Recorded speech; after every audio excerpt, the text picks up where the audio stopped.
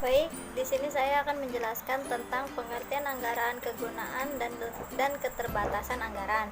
Yang pertama, saya akan menjelaskan pengertian anggaran. Menurut Glenn Owens, anggaran merupakan suatu yang dikaitkan dengan fungsi-fungsi dasar manajemen yang meliputi fungsi perencanaan, koordinasi, dan pengawasan.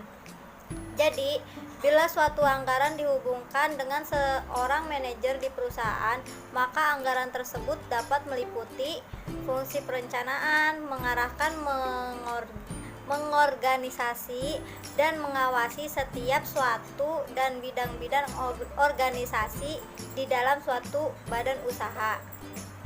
Dan yang kedua, menurut Munandar, anggaran yaitu salah satu rencana yang disusun secara sistematis yang meliputi seluruh kegiatan perusahaan yang dinyatakan dalam unit atau kesatuan moneter yang berlaku untuk jangka waktu yang akan datang. Dan yang ketiga, menurut Cardoso, anggaran merupakan salah satu dokumen yang berusaha untuk mendamaikan prioritas-prioritas program dengan sumber-sumber pendapatan yang diproyeksikan. Baik, kita lanjut yang kedua, kegunaan manfaat menurut para ahli. Menurut ahli Navarin, ada 7 manfaat kegunaannya. Yang pertama, segala kegiatan dapat terserah pada penetapan tujuan bersama. Yang kedua, dapat digunakan sebagai alat nilai kelebihan dan kekurangan pegawai. Yang ketiga, dapat memotivasi pegawai. Yang keempat, menimbulkan rasa tanggung jawab pada pegawai. Yang kelima, sumber daya seperti tenaga kerja, peralatan, dan dana dapat dimanfaatkan. Yang keenam, menghindari pemborosan dan pembayaran yang kurang perlu. Yang ketujuh, alat pendidikan bagi pengajar. Kita lanjut yang ketiga, membahas tentang keterbatasan anggaran. Anggaran pun memiliki keterbatasan. Menurut para ahli Navarin, beberapa keterbatasan dari anggaran antara lain: 1. Anggaran disusun berdasarkan taksiran dan anggapan sehingga mengandung ketidakpastian. Dan yang kedua, menyusun anggaran yang cermat membutuhkan waktu, uang, dan tenaga yang tidak sedikit, sehingga tidak semua perusahaan mampu untuk menyusun anggaran secara lengkap dan akurat.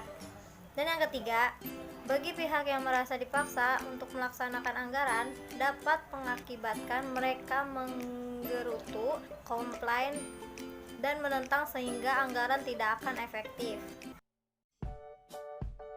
Sini saya akan membahas tentang beberapa jenis anggaran. Itu memiliki bermacam-macam jenis anggaran. Yang pertama, anggaran penjualan. Anggaran penjualan yaitu anggaran yang merencanakan penjualan selama periode yang ditentukan, yang dinyatakan dengan satuan uang dan juga kuantitas penjualan. Anggaran juga disusun berdasarkan kepada proyeksi penjualan yang akan diberikan oleh perusahaan. Terus yang kedua adalah jenis anggaran produksi. Jenis anggaran ini segala unit yang akan diproduksi selama periode anggaran tersebut berlangsung. Yang ketiga adalah jenis anggaran biaya bahan baku.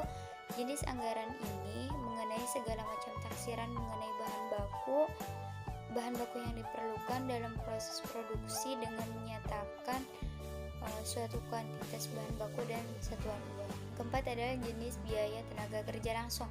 Jenis anggaran ini menaksir biaya tenaga kerja selama beberapa periode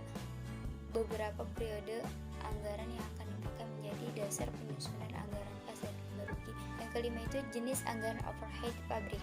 Jenis anggaran ini mengenai biaya overhead pabrik selama beberapa periode anggaran yang dipakai dalam penyusunan anggaran kas dan laba rugi. Yang keenam itu jenis anggaran persediaan. Jenis anggaran ini yaitu bahas tentang mengenai persediaan yang dimiliki perusahaan di dalam periode tertentu. Perusahaan tersebut memiliki rencana terperinci dan jelas. Yang ketujuh, jenis anggaran biaya produksi. Jenis anggaran yang satu ini yaitu mengenai biaya pemasaran dan anggaran biaya administrasi yang secara umum membahas tentang taksiran biaya pemasaran, biaya administrasi, dan biaya umum lainnya. Yang ke-8 itu jenis anggaran program. Jenis anggaran ini dia membahas tentang operasi yang berdasar segala program utama perusahaan yang berjenis atau keluarga produk seperti program penelitian serta pengembangan. Yang ke-9 itu jenis anggaran pertanggungjawaban. Jenis anggaran ini yaitu mengenai anggaran operasi. Selama beroperasi tersebut itu, jadi anggaran ini tuh disusun berdasarkan si tanggung jawab yang sudah diberikan tanggung jawab oleh perusahaan. 10 itu anggaran pengeluaran modal. Jadi anggaran ini itu merencanakan perubahan aktiva tetap suatu perusahaan selama periode tertentu. Yang ke-10 itu membahas tentang anggaran kas. Jenis anggaran ini itu membahas tentang mengenai sumber dan penggunaan kas di dalam periode tertentu. Anggaran ini disusun dari berbagai operasi dan juga pengeluaran, disusun dari anggaran operasi serta pengeluaran modal dengan penyusunan anggaran neraca. Yang selanjutnya itu ada jenis anggaran laba rugi. Ini membahas tentang laba rugi yang didapat oleh perusahaan selama periode yang ditentukan. Yang ke-13 itu adalah jenis anggaran neraca. Jenis anggaran yang satu ini yaitu mengenai suatu perencanaan tentang posisi keuangan secara aktiva, modal, dan juga utang yang dipunyai perusahaan selama periode itu berlangsung. Yang terakhir itu adalah jenis anggaran perubahan posisi keuangan. Jadi jenis anggaran itu membahas tentang rencana perubahan aktiva, utang, dan modal selama periode yang ditetapkan atau selama periode yang ditetapkan. Lanjut ke materi selanjutnya yaitu tentang anggaran fleksibel. Anggaran fleksibel itu terbagi menjadi satu, ada pengertian anggaran fleksibel, ada perbedaan antara anggaran fleksibel dan anggaran statis. Anggaran fleksibel adalah anggaran yang menyesuaikan dengan perubahan volume dan aktivitas. Anggaran fleksibel juga disebut sebagai alat yang berguna untuk mengukur efisiensi manajemen, atau disebut juga sebagai flexible budget. Flexible budget itu berguna atau berfungsi untuk memungkinkan suatu perusahaan untuk menghitung perkiraan biaya dalam suatu tingkatan aktivitas. Idealnya anggaran fleksibel itu disusun setelah kita memiliki analisa terperinci tentang bagaimana setiap biaya dipengaruhi oleh perubahan kegiatan. Perbedaan antara tingkatan statis dan tingkatan fleksibel. Anggaran fleksibel itu tidak membatasi diri hanya pada satu tingkatan saja atau satu aktivitas saja, tetapi pada beberapa tingkat kisaran aktivitas yang disebut dengan rank activity atau relevant activity. Anggaran fleksibel tidak diarahkan pada satu tingkat saja, tapi dari beberapa tingkat. Anggaran fleksibel itu dihitung pada akhir periode. Sedangkan anggaran statis itu merupakan anggaran yang disusun berdasarkan tingkatan aktivitas tertentu, dan juga memiliki anggaran statis itu berdasarkan level output antar rencana dan realisasi akan menimbulkan varian kapasitas.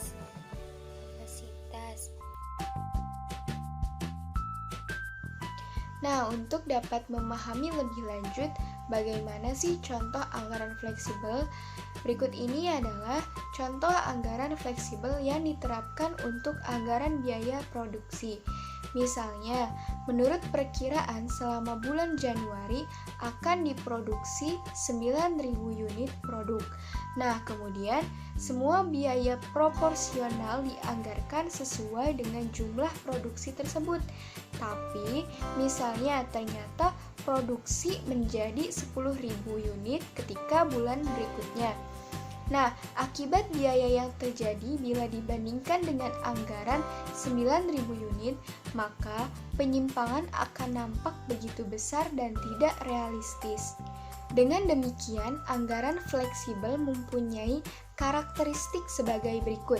Yang pertama, ditujukan ke arah aktivitas keseluruhan yang berada dalam range relevan daripada hanya ditujukan ke arah satu tingkat aktivitas. Yang kedua, bersifat dinamis daripada statis.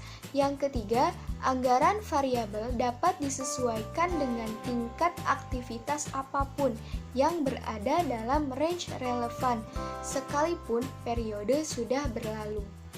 Selanjutnya, ada berapa jenis bentuk anggaran fleksibel? Nah, jenis-jenis anggaran fleksibel yaitu ada 3, diantaranya yaitu bentuk formula, bentuk tabel, dan bentuk grafik.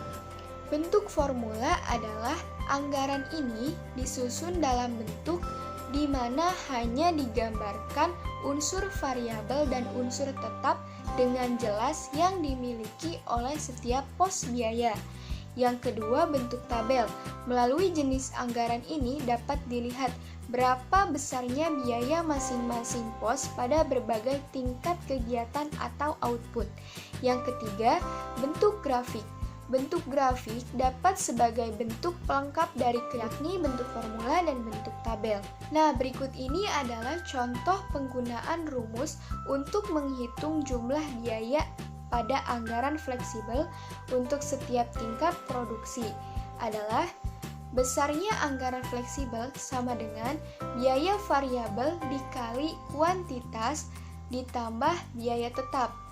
Kita ambil contoh, yaitu direncanakan suatu produksi sebesar 8.000 unit. Kemudian, biaya variabel sebesar Rp5.000 per unit dan jumlah biaya tetapnya adalah Rp15 juta. Maka, besarnya anggaran fleksibel untuk 8.000 unit adalah Rp5.000 dikali 8.000 unit ditambah 15 juta dan hasilnya adalah Rp55 juta. Sebelum menetapkan satuan dasar kegiatan yang akan dipergunakan pada suatu bagian, sebaiknya dipertimbangkan beberapa faktor berikut ini. Yang pertama, semua kegiatan yang dipilih harus betul-betul mencerminkan dan menjadi ukuran kegiatan bagian yang bersangkutan. Yang kedua, satuan dasar kegiatan yang dipilih harus mampu mengukur perubahan-perubahan tingkat output yang mengakibatkan perubahan biaya. Yang ketiga, satuan dasar sedapat mungkin hanya dipengaruhi oleh tingkat output sebagai faktor variabel. Yang keempat, satuan dasar harus mudah dipahami, mudah dihitung, dan dapat diaplikasikan dengan mudah dalam penganggaran. Langkah-langkah dasar dalam rangka menyusun anggaran fleksibel adalah sebagai berikut. Yang pertama, kita harus menentukan relevan range yang dapat diharapkan pada range ini adalah aktivitas akan fluktuasi selama periode yang akan datang. Yang kedua, menganalisa biaya pada range relevan ini dengan menentukan pola perilaku biaya, fixed, variabel, dan mix. Yang ketiga, memisahkan biaya berdasarkan pola perilakunya dengan menentukan rumus biaya variabel dan biaya campuran.